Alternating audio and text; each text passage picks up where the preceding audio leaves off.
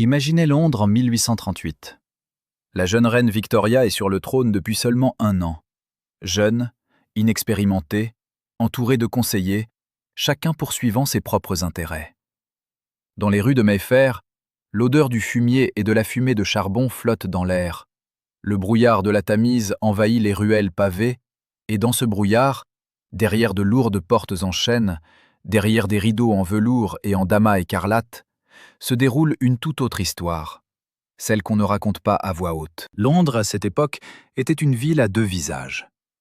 Le jour, il affichait au monde la vertu victorienne. Des habits noirs stricts, des collerettes en étoffe raide, des dames en robes fermées avec des crinolines, des sermons sur la moralité et la tempérance. Mais à la tombée de la nuit, la ville retirait son masque. La rue Saint-James, Piccadilly, Covent Garden, ces noms signifiaient non seulement la géographie, mais tout un système d'existence parallèle, où les règles étaient enfreintes à chaque heure, et où les contrevenants étaient souvent les mêmes personnes qui établissaient ces règles. Au cœur du monde des clubs victoriens se trouvait un paradoxe. Le club était à la fois un institut de respectabilité et un refuge contre celle-ci. Pour comprendre ce qui se passait derrière des portes closes, il faut d'abord comprendre pourquoi ces portes étaient fermées en premier lieu. Le club de gentlemen en tant que phénomène est apparu à la fin du XVIIe siècle. D'abord comme un café où les hommes pouvaient discuter des affaires, de la politique et de la littérature sans la présence de femmes, de serviteurs et d'oreilles indiscrètes. Au début de l'ère victorienne, les clubs se sont transformés en quelque chose de plus. Ils étaient des États dans l'État, avec leur constitution, leurs rituels d'admission et d'exclusion, leur hiérarchie tacite. Le White's sur St. James's Street, fondé en 1693, était considéré comme le plus ancien et le plus exclusif. On n'y était admis qu'avec la recommandation de plusieurs membres actifs, et la liste d'attente s'étendait sur des années. L'Athénéum rassemblait l'élite intellectuelle, philosophes, scientifiques, évêques. Le Reform Club, ouvert en 1836, est devenu la citadelle des Whigs et des libéraux, symbole d'une nouvelle époque politique. Son grand bâtiment de style palais italien, construit par l'architecte Charles Barry, était en soi un manifeste. Mais derrière cette façade d'une stricte amitié masculine se cachait quelque chose de tout à fait différent. Prenons les Whites et son légendaire livre des paris. Les membres du club pariaient littéralement sur tout. Lorsque, en 1841, un homme politique célèbre tomba de son cheval et se cassa la jambe, les membres du club pariaient de grosses sommes. Survivrait-il? Et s'il survivait, garderait-il sa jambe? Les paris étaient notés d'une écriture soignée dans un énorme grand livre, qui était conservé derrière le comptoir. L'un des enregistrements, daté d'une époque antérieure, indiquait qu'un certain lord avait parié 500 livres que quelqu'un, s'évanouissant à la porte du club, mourrait avant un autre. Les membres du club observaient la scène depuis les fenêtres, sans sortir dans la rue, pour que l'issue n'influence pas les paris. L'adrénaline était totale, presque clinique, et elle se déversait organiquement dans le bâtiment voisin. Tout près, dans la même rue de Saint-James, au numéro 50, se trouvait Crockford's, un établissement qui, au début de l'époque victorienne, était sans doute le casino le plus célèbre et le plus scandaleux d'Europe. Son créateur, William Crockford, est né en 1775 dans une famille de poissonniers londoniens. Il a commencé derrière le comptoir à Temple Bar, vendant du poisson et des anguilles, et a fini par devenir le propriétaire du club le plus luxueux de l'Empire. L'histoire de son ascension est l'un des phénomènes sociaux les plus remarquables de l'époque. Crockford était un joueur génial, non pas dans le sens où il avait de la chance, mais dans le sens où il comprenait les mathématiques des jeux de hasard, comme la plupart de ses contemporains ne comprenaient pas du tout. Avant tout, il comprenait. Pour devenir riche, il fallait ne pas jouer soi-même, mais tenir la table. Ayant accumulé un capital initial dans de petits établissements de jeux à la City, en 1823, il ouvrit un club à St. James, décoré selon le projet de Benjamin Wyatt, avec un tel luxe que les vieux aristocrates, qui au départ regardaient le marchand de poissons de haut, commençaient à y revenir encore et encore. Des escaliers en marbre, des plafonds dorés, une cuisine fournie par le célèbre chef français Jude, l'un des meilleurs de Londres. On disait qu'aux Crockfords, on mangeait mieux que dans le palais royal. C'était un appât, et cela fonctionnait. Aux tables de jeu, des ducs et des marquises, des membres du Parlement et des officiers de la garde étaient assis. Une partie de hasard se déroulait, permettant de perdre une fortune en une nuit. Crockford surveillait personnellement, corpulent, avec un visage impassible, portant invariablement une cravate blanche. Selon les témoins de l'époque, ses yeux de poisson pâle voyaient tout. Il ne triomphait jamais à voix haute des perdants, il notait simplement silencieusement les dettes dans ses livres. Au moment où Crockford mourut, en 1844, il avait laissé une fortune qui, selon les normes actuelles, se chiffrerait à des dizaines de millions de livres. On disait que tout au long de sa vie, il avait gagné plus d'1,2 million livres à l'aristocratie anglaise, une somme inimaginable pour un homme de son origine. Mais Crockfords n'est qu'une couche de cette histoire à multiples niveaux, et dans d'autres clubs, les batailles se menaient par d'autres moyens. Si Crockfords ruinait financièrement ses visiteurs, Garrick, ouvert en 1831, détruisait quelque chose de bien plus précieux pour la société victorienne, les frontières sociales. Et c'était sans doute l'expérience la plus audacieuse de l'époque. Le club a été fondé en l'honneur du grand acteur du XVIIIe siècle, David Garrick, et dès le premier jour, s'est fixé un objectif qui, à l'époque, semblait presque révolutionnaire. Rassembler sous un même toit des gentlemen et des gens du théâtre en tant qu'égaux. Cette idée elle-même était un défi. Dans l'Angleterre pré-victorienne, un acteur, aussi célèbre soit-il, restait une créature de statut douteux. Une personne qui gagnait sa vie en feignant, montant sur scène devant un public pour de l'argent et, par conséquent, sur l'échelle tacite des convenances, se situait bien en dessous d'un officier de l'armée, d'un avocat ou même d'un marchand fortuné.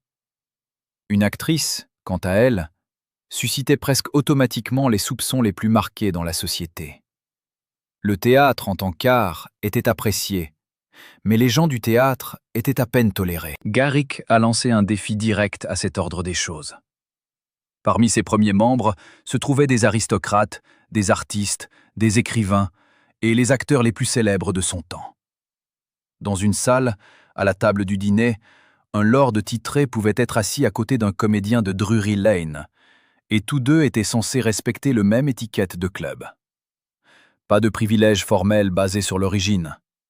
C'était un microcosme de cette Angleterre qui n'existait pas encore. Bien sûr, en pratique, les choses étaient plus compliquées. La tension entre les deux mondes n'avait pas disparu. Elle avait simplement déménagé de la rue à la table du dîner. Les chroniques du club ont conservé de nombreuses histoires de regards glacial lancés à travers la salle, de déplacements ostentatoires vers une autre table lorsque quelqu'un de mauvaise origine se trouvait à proximité. Certains aristocrates rejoignaient le Garrick précisément pour le flamboiement scandaleux, la possibilité de dire en public qu'ils connaissaient des acteurs. C'était aussi une sorte de pose, mais inversée. Mais le club vivait et se développait, et peu à peu, quelque chose de véritable se produisait dans ses murs. C'est ici que se nouaient des amitiés qui changeaient la culture anglaise. Charles Dickens, qui avait rejoint le Garrick en 1838 à l'âge de 26 ans, était déjà célèbre. Les notes du club Pickwick venaient de secouer l'Angleterre littéraire. Au Garrick, il trouva un environnement qui le nourrissait. Artistes, acteurs, esprits vifs, gens capables de raconter des histoires. Pour Dickens, qui avait grandi dans la pauvreté, dont le père avait été en prison pour dette, la possibilité de s'asseoir à la même table qu'un duc sans se sentir un étranger d'un autre monde n'était pas seulement agréable. Elle était essentielle à son sentiment de soi. Cependant, c'est dans le Garrick qu'est survenu l'un des plus grands scandales de la vie littéraire victorienne, impliquant Dickens et son ami William Makepeace Thackeray. Leur amitié, longue et complexe, a connu une fissure à la fin des années 1850, en partie à cause d'un article dans un magazine, en partie parce que Thackeray a imprudemment commenté des rumeurs sur la vie privée de Dickens. Tous deux étaient membres du Garrick. La querelle a cessé d'être une affaire privée au moment où ils continuaient à apparaître dans la salle du club, et chaque visite devenait un théâtre, dans le sens authentique, non scénique du terme. Les membres du club observaient, prenaient parti, chuchotaient. La réconciliation a eu lieu littéralement quelques semaines avant la mort de Thackeray en 1860. Ils se sont rencontrés par hasard dans l'escalier du club et se sont serrés la main. Quelques jours plus tard, Thackeray est décédé. Garrick était un lieu où la littérature et le théâtre faisaient de la politique. Non pas celle de l'État, mais culturelle, qui s'est révélée à long terme tout aussi importante. C'est ici que se formait le goût, les critères selon lesquels on jugeait les romans, les pièces de théâtre, la peinture. C'est ici que se décidait qui méritait reconnaissance et qui ne l'était pas. Lors de conversations décontractées autour de Porto, dans des plaisanteries lancées à la volée et qui se répandaient dans tout Londres d'ici le lendemain matin. C'était un pouvoir doux, presque invisible, mais néanmoins bien réel. À l'autre pôle du monde des clubs se trouvait le Reform. Et ici, l'intrigue prenait des contours tout à fait différents. Le Reform Club, fondé en 1836, était le fruit du Reform Act de 1832 qui avait redessiné le système électoral britannique. Ses membres étaient des politiciens, des industriels, des journalistes, des personnes qui croyaient que l'Angleterre était à l'aube d'une nouvelle ère. Le club était conçu comme un lieu de discussion politique sérieuse, mais en réalité, ses coulisses étaient souvent utilisées pour des négociations qui ne pouvaient pas se tenir publiquement. Ici, autour d'un verre de Porto, les candidatures au poste ministériel étaient discutées avant même que la reine ait eu le temps de donner son avis. C'est ici que des alliances politiques se formaient et se brisaient. Le jeune Lord Melbourne, Premier ministre sous Victoria, maîtrisait à la perfection les réseaux du club. Son influence sur la jeune reine durant les premières années de son règne était si grande que les mauvaises langues qualifiaient leurs relations de suspectement chaleureuses. Melbourne était veuf, pas très jeune, un homme politique aguerri, tandis que Victoria n'était qu'une jeune fille de 19 ans, à peine montée sur le trône. Il était son mentor, son interlocuteur, presque un ami. Ce qui se passait réellement, les historiens l'évaluent encore avec réserve. Il s'agissait probablement d'une profonde affection des deux côtés, sans franchir les limites de la décence. Mais les rumeurs, nées dans les salons du club, vivaient leur propre vie. L'intrigue politique imprégnait la culture des clubs. À l'Athénaeum, un haut fonctionnaire pouvait, au cours d'un déjeuner, apprendre par hasard la démission imminente d'un ministre, avant que la presse n'en soit informée. Un journaliste ayant accès au club bénéficiait d'un tel avantage sur ses collègues qu'il était prêt à entretenir des relations nécessaires pendant des années, juste pour conserver son adhésion. Certains clubs étaient délibérément utilisés comme un outil de gestion de l'information. Ici, on ne se contentait pas de discuter de politique, on la façonnait, entre deux pipes et une partie de whist. Il existait également des associations tout à fait exotiques, à la frontière entre le club et la société secrète. La Sublime Society of Beefsteaks, Société sublime des beefsteaks de bœuf, a été fondée en 1735 par l'artiste John Rich et est devenue, à l'époque victorienne, l'une des traditions les plus étranges de Londres. 24 membres se réunissaient chaque samedi au théâtre Drury Lane, revêtus de queues de pie bleues, avec des boutons en forme de beefsteak frits, et mangeaient solennellement du bœuf aux oignons, arrosé de porter, tout en chantant des chansons de table. Aucun autre plat n'était autorisé sur la table. C'était un rituel érigé en dogme. Parmi les membres de la société se trouvaient à différentes époques le prince de Galles, le futur George IV, plusieurs ducs, des acteurs et artistes célèbres. Formellement, tout cela ressemblait à une excentricité inoffensive, caractéristique de l'esprit club anglais. Cependant, derrière le rituel grotesque se cachait quelque chose de plus sérieux. La société était un espace où l'aristocratie et la bohème se rencontraient dans des conditions délibérément absurdes et égalitaires. Personne ne pouvait prétendre à un statut particulier lorsque tout le monde était assis dans des habits de soirée bleus identiques et mâchait solennellement du bœuf. C'était une démocratie carnavalesque, intentionnelle et réfléchie. Toute cette diversité, des salles dorées de Crockfords, aux débats bohèmes de Garrick et aux rituels absurdes de la société du beefsteak, avait un point commun. Chacun de ces lieux existait parce que la culture victorienne officielle ne laissait aux gens d'autre choix. Un code moral strict, une séparation rigoureuse entre le public et le privé, une pression croissante de l'évangélisme chrétien avec son culte de la tempérance et de la vertu, tout cela créait une tension insupportable qui devait se déverser quelque part. Le club, sous quelque forme qu'il existât, était la soupape de cette pression. Lorsque William Crockford est mort en 1844, son club a survécu quelques années de plus avant de fermer. Les nouvelles lois sur les jeux d'argent rendaient son existence juridiquement vulnérable. La société des beefsteaks a survécu un peu plus longtemps, se dissolvant silencieusement en 1867, comme si le rituel avait perdu son sens dans un monde de plus en plus sérieux et commercial. Le Garrick, quant à lui, se trouve toujours sur Garrick Street. Ses portraits et traditions ayant survécu à Dickens, Thackeray et même à la reine Victoria elle-même. L'histoire des clubs interdits et non publics de l'époque victorienne précoce est une histoire sur le prix de l'hypocrisie, sur le besoin humain d'un espace où l'on peut enlever son masque, et sur la façon dont une morale rigide engendre des ombres dans lesquelles se cache tout ce qu'elle rejette.